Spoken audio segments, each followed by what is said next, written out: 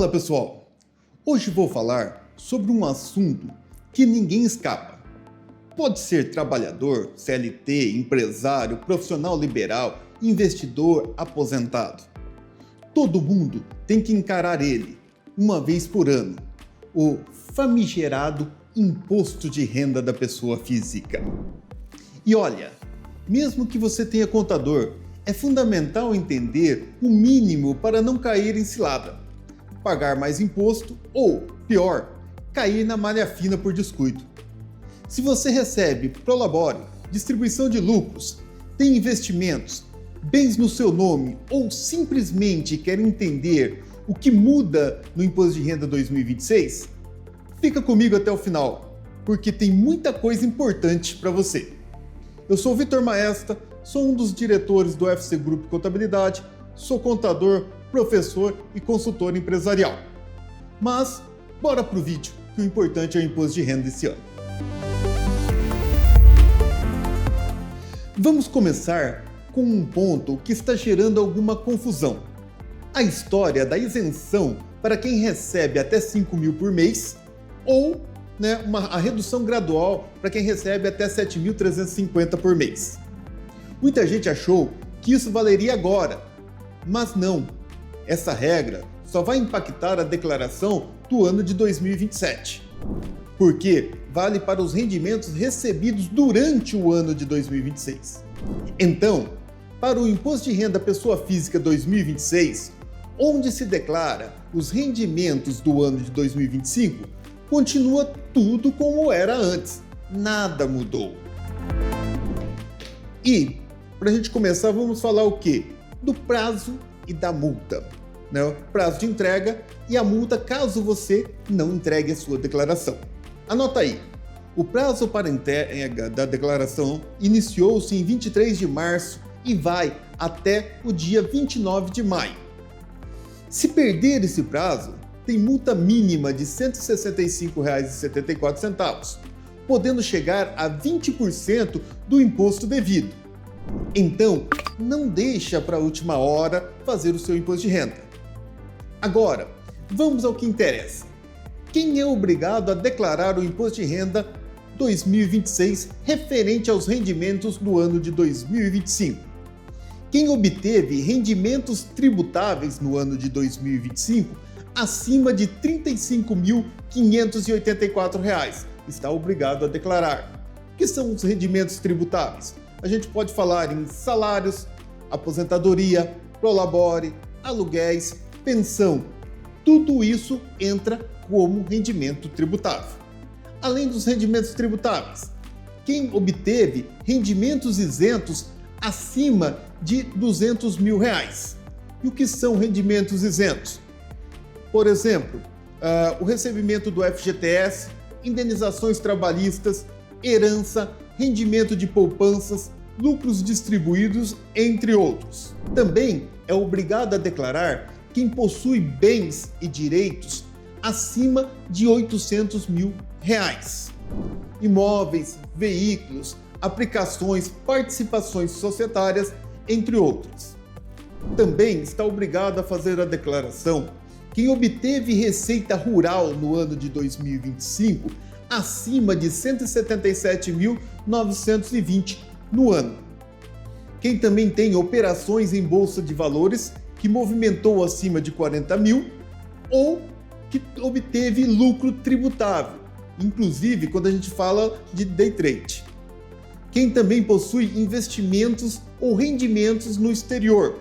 Então, se você tem um dinheiro aplicado no exterior, recebeu rendimentos desse dinheiro, você precisa fazer sua declaração de imposto de renda. Lembrando, conta fora do país, aplicações, ações em bolsas internacionais, remessas recebidas de dinheiro do exterior, criptoativos no exterior. Tudo isso te obriga, se você teve rendimento sobre esses valores, te obriga a fazer a declaração de 2026 referente a 2025. Também, quem optou pela isenção na venda de imóvel com a compra de outro imóvel no período de 180 dias. Qual a isenção? A isenção do ganho de capital. Então, se você vendeu um imóvel e dentro do prazo de 180 dias comprou outro, você usou o benefício da isenção nesse período, o que acontece? Você tem que declarar imposto de renda justamente para demonstrar a isenção e não pagar imposto sobre o ganho de capital. E quem tornou-se residente no Brasil no ano de 2025 também é obrigado a fazer a sua declaração de imposto de renda. E algumas informações importantes em relação ao imposto de renda do ano de 2026. Apostas em bets. Se você curte lá fazer suas apostinhas, online, agora a Receita disse o quê? Sim, chegou a hora.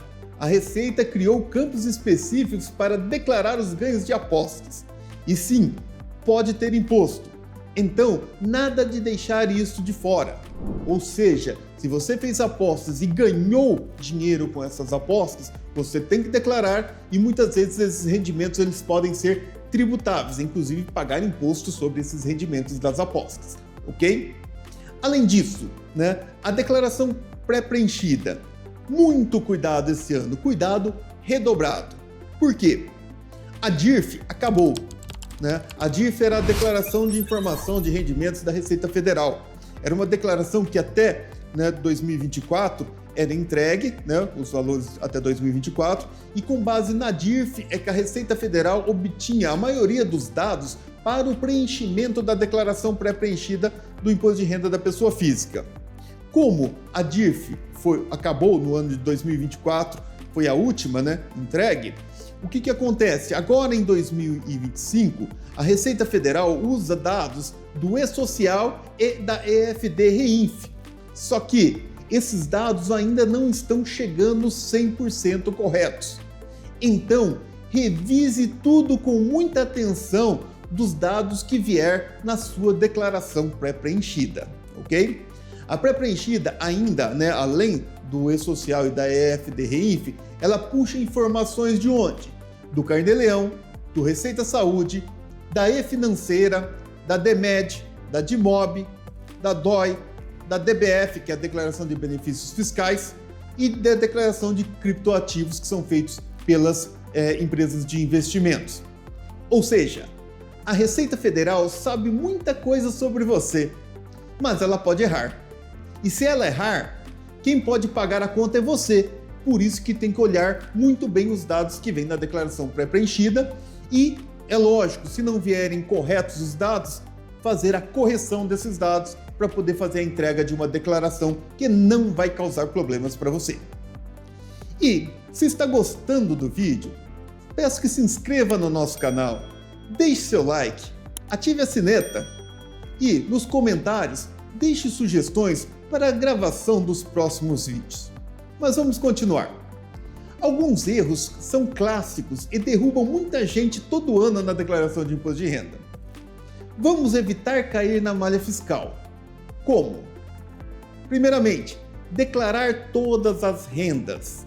E elas precisam ter origem legal, é óbvio. O seu dinheiro tem que vir de uma fonte legal para você poder declarar. E todas as rendas que você tem que colocá-las na declaração de imposto de renda. Ah, mas eu puxei a minha pré-preenchida e não veio tal renda. Se ela é legal, se ela está registrada, se ela veio de uma empresa, veio de um pagamento de aluguel, você tem que informar ela na sua declaração. Por quê? Senão você pode cair em malha fiscal.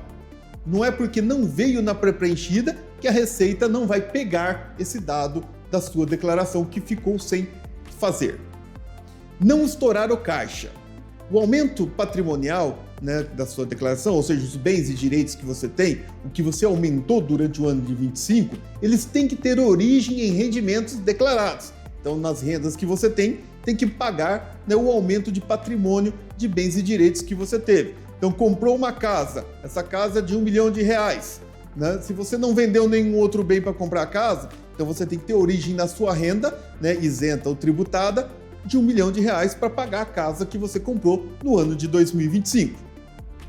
Usar apenas despesas dedutíveis reais. Então, assim, quando você opta, eu tenho a declaração simplificada e a declaração completa. A declaração simplificada, eu uso o desconto simplificado limitado a 20% do valor da receita da minha declaração durante o ano ali. O uso a completa, onde eu posso fazer a dedução de todas as demais despesas. Despesas, é lógico, com saúde e com educação. Só que essas despesas, elas têm que ser minhas, né? Tem que ser da minha declaração de imposto de renda. Eu não posso inventar uma despesa e jogar lá na declaração. Eu não posso pegar uma declaração que eu paguei no nome de outra pessoa e jogar na minha declaração. Tome muito cuidado com isso. Apurar corretamente ganhos de capital. O que é ganho de capital? É quando eu tenho um bem, vendo ele por um valor superior ao que está declarado na minha declaração, isso me gerou um ganho. E sobre esse ganho eu tenho que pagar normalmente ali uma alíquota de 15%. Ok? Então eu tenho que fazer a apuração, tem o programa, né, que faz o cálculo do ganho de capital, inclusive ele exporta depois para a declaração de imposto de renda. Tem que fazer isso corretamente. Declarar operações em bolsas e criptoativo. Então se eu faço movimentação de ações, né, por exemplo na Bolsa de Valores, principalmente acima de 40 mil, eu sou obrigado a declarar isso no meu imposto de renda e da forma correta. E também se eu possuo criptoativos, tanto no Brasil como fora do Brasil, eu também tenho que declará-los, tá? De forma correta. Conferir os dados da declaração pré-preenchida. A gente comentou há pouco no vídeo, né? Como a Receita Federal pode ser que não mande corretamente todos os dados da sua declaração pré-preenchida, você tem que conferir todos os campos, tá? E não inventar dependente, despesa ou rendimento. Tá? Então, muito cuidado, né, na declaração dos dependentes na sua declaração de imposto de renda. Lembrando que se você declarar um dependente na declaração de imposto de renda e esse dependente tiver rendimentos, tanto isentos como rendimentos tributados, você tem que somar com os seus e declarar também na sua declaração. Então, se o rendimento for tributado, muitas vezes declarar o dependente, ele pode aumentar o imposto que você vai pagar. Tome muito cuidado com isso. Assim como, sou eu e a minha esposa, eu e o meu cônjuge. Eu faço a declaração em conjunto ou separado. Tem que ver o que é mais vantajoso para vocês. Muitas vezes fazer a declaração em separado, rachando os rendimentos, né, seu e do cônjuge, normalmente o que acontece? Você vai pagar menos imposto de renda. Agora, se o cônjuge não tem rendimentos, você pode fazer a declaração em conjunto, que não vai ter problema nenhum. Lembrando que, caso faça declaração em separado, os bens comuns, né, ao casal devem ser declarados apenas em uma das declarações, tá? Não precisa, vou rachar 50% para cada uma. Pode, mas não é necessário. A Receita Federal recomenda que os bens sejam declarados apenas em uma declaração, quando, né, tem o casal, ok? E em relação à entrega da declaração, nós temos a famosa restituição. O que é a restituição do imposto de renda? Normalmente, quando você já pagou mais imposto do que deveria, o governo devolve a parcela do imposto que você pagou a mais. Por isso que a declaração de imposto de renda é chamada de declaração de ajuste. E uma boa notícia aí, a restituição será paga em 4 lotes esse ano, de maio a agosto. E a Receita falou que 80% dos pagamentos estarão nos 2 primeiros lotes. As datas previstas para os lotes são: primeiro lote, já no dia 29 de maio, que é o último dia de entrega da declaração de imposto de renda. A Receita já falou que vai pagar o primeiro lote. Segundo lote, até 30 de junho. Terceiro lote, 31 de julho.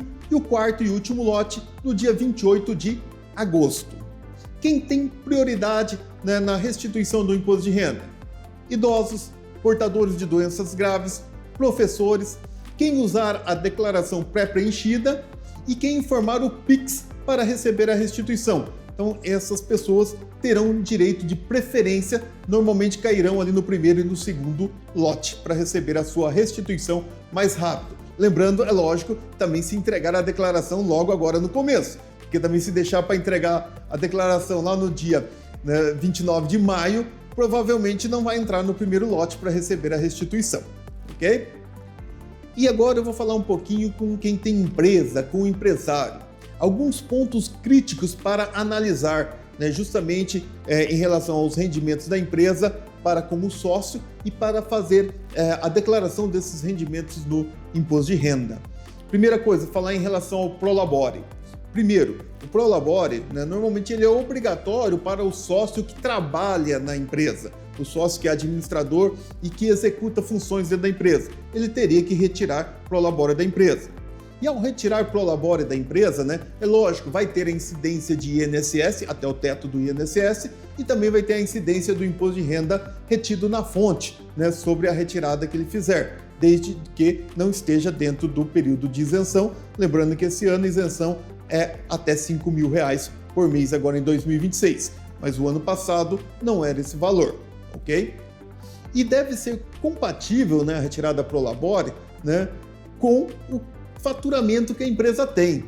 Ou seja, um Prolabore de um salário mínimo, 1.621, né, muitas vezes não é compatível com uma empresa que fatura 900 mil por mês. Né? A Receita não vai engolir, né, esse tipo de questão. O cara trabalha, a empresa fatura 900 mil por mês e ele tira um salário mínimo de Prolabore. Tá? Ou seja, a conta não fecha. Tem que tomar cuidado com isso. Outra coisa, distribuição de lucros. Né? Até 2025, a distribuição de lucros é isenta, né? Mas para aquelas empresas que possuem contabilidade regular, é óbvio. A partir de 2026, as retiradas mensais acima de 50 mil por CPF, né, por sócio, serão tributadas. Então, se eu tirar mais de 50 mil de lucros por mês agora no ano de 2026, eu vou ter tributação sobre esse lucro. Tá? Então, muito cuidado, porque justamente por causa dessa tributação, tem muita gente que está querendo pagar suas contas pessoais na empresa. Isso é errado, isso é confusão patrimonial. Tá? E tome cuidado para que essa distribuição de lucros também não seja colocado pela Receita Federal como se fosse Prolabore. Tomar muito cuidado com isso. Além do Prolabore e da distribuição de lucro, outro ponto crucial para os sócios, os donos de empresas tomarem cuidado, é o empréstimo entre o sócio e a empresa, ou vice-versa, os chamados mútuos. Tá? Primeiro, para ter um empréstimo, né, entre pessoas, e o sócio e a empresa dele não é uma coisa só, são pessoas distintas. Então, se eu tenho uma relação financeira entre essas duas pessoas, né, eu tenho um empréstimo, primeira coisa, eu tenho que ter um contrato de empréstimo entre essas partes. E esses contratos, ele tem que ter uma remuneração, uma correção, um índice, né, que reajuste as parcelas que vão ser pagas, ou o saldo total quando for pago no final. Porque a Receita Federal não vai cair naquele negócio. Pegou 100 mil da empresa e está devolvendo 100 mil daqui a 2 anos. Né? A Receita não vai cair nessa. Porque se foi realmente feito um empréstimo, né, eu peguei 100 mil, eu tenho que devolver, sei lá, 105, 110 mil para a empresa. Ou vice-versa, né? Se a empresa está emprestando do sócio. Então, se mal feito, né, um empréstimo, um mútuo, né, ele vira distribuição disfarçada de lucro ou de Prolabore. Então, a Receita Federal, né, e tem vários processos do CARF também que autuaram empresas como distribuição de lucros, né, disfarçada ou de Prolabore. E, como eu falei ali, cuidado também com os bens do sócio em nome da empresa. Então, o sócio que compra carro, imóvel, barco, avião para ele, só que coloca no nome da empresa, tome cuidado com isso. De agora para frente, a Receita Federal pode colocar isso aí também como distribuição disfarçada de lucro ou de Prolabore. Tá? Então, eu tenho que declarar corretamente. E também, quando eu compro bens, né, para mim e coloco na minha empresa, tá, isso também gera confusão patrimonial. E quando eu vou para alguma ação civil, alguma ação comercial, isso pode descaracterizar a personalidade jurídica da empresa, para fins de tributação também. Então, tome muito cuidado com isso. Em relação a todos esses quesitos que eu coloquei, né, sempre converse com o seu contador para tomar a melhor atitude para a empresa. Não faça nada antes de conversar com o seu contador, ok? Mas voltando, como reduzir o imposto de forma legal, o imposto de renda de forma legal na sua declaração? O que eu vejo? Primeiro, aproveitar despesas dedutíveis. É lógico, se a sua declaração for pelo modelo completo. Então eu vou aproveitar o quê? Todas as despesas em relação à saúde, médico, dentista, fisioterapeuta e as despesas com educação, próprias do titular, né, de quem está fazendo a declaração, ou dos seus dependentes. Né? Então, escola dos filhos, né, faculdade para filhos que têm até 21 anos, entre outras coisas você pode utilizar. Lembrando que a despesa com educação ela é limitada, né, pela Receita Federal, e as despesas com saúde são ilimitadas. Você pode usar todos os valores gastos com saúde, desde que seja o titular da declaração, para quem está fazendo, ou dos seus dependentes, ok? Além disso, comparar o modelo completo com o modelo simplificado. Para quem faz no modelo completo, ainda posso usar o quê? Previdência privada, a chamada PGBL, né, Plano Gerador, né, de Benefício Livre, que ele pode deduzir até 12% dos rendimentos tributáveis. Então pode ser uma jogada para diminuir tributação. Avaliar se vale incluir os dependentes na declaração. O dependente ele me baixa o imposto a pagar, porque o dependente ele permite uma dedução, né, por cada dependente que eu coloco. Só que lembrando, se esse dependente tiver rendimento tributável, muitas vezes não compensa colocar o dependente, porque o que ele vai subtrair, né, da base de cálculo do imposto é menor do que o rendimento que eu vou ter que somar e pagar imposto na declaração de imposto de renda, ok? Declarar os cônjuges separados, verificar quando compensa. Fazer doações incentivadas. As doações, né, ela não reduz o imposto, mas ela direciona parte desse imposto. Em vez de você mandar o imposto diretamente para o governo, você vai estar direcionando a uma entidade, né, da sua cidade, do seu estado, uma entidade federal. É lógico, essa entidade ela tem que ser cadastrada. E quando você vai lá no imposto de renda direcionar nessa doação, não dá para escolher muitas vezes para aquela entidade específica, mas você consegue redirecionar, né, para o município, estado e parte federal com a doação. Então, em vez de dar o governo passar o tributo para o governo, você direciona para uma entidade. É lógico, isso é limitado a 6% do valor do imposto a pagar. Então, planejamento tributário, né, não é só para empresas, vale também para a pessoa física, vale para a sua declaração de imposto de renda. Principalmente se você trabalha com bolsa de valores, se você tem atividade rural, se você tem grande volume de aluguéis, então você tem que planejar o seu imposto de renda e não deixe para a última hora, tá? O planejamento ele tem que ocorrer durante o ano. Então, durante 2025, você teria que ter planejado o seu imposto de renda para poder fazer a declaração agora em 26, porque os fatos ocorridos em 2025 não tem mais como alterar. Então, tome cuidado para fazer a declaração esse ano e se planeje para poder fazer a declaração de 2026 em 2027, ok? Mostrei nesse vídeo tudo o que você precisa observar para montar sua declaração de imposto de renda da pessoa física 2026, com segurança, sem susto e sem malha fina. Mas lembre-se, quem realmente domina o assunto é o contador. Então, se você quer evitar dor de cabeça, pagar menos imposto e fugir da malha fina, procure um profissional da área contábil. Se esse conteúdo te ajudou, deixe o like, compartilhe com aquele amigo que sempre deixa para entregar imposto de renda na última hora e já inscreva-se no nosso canal.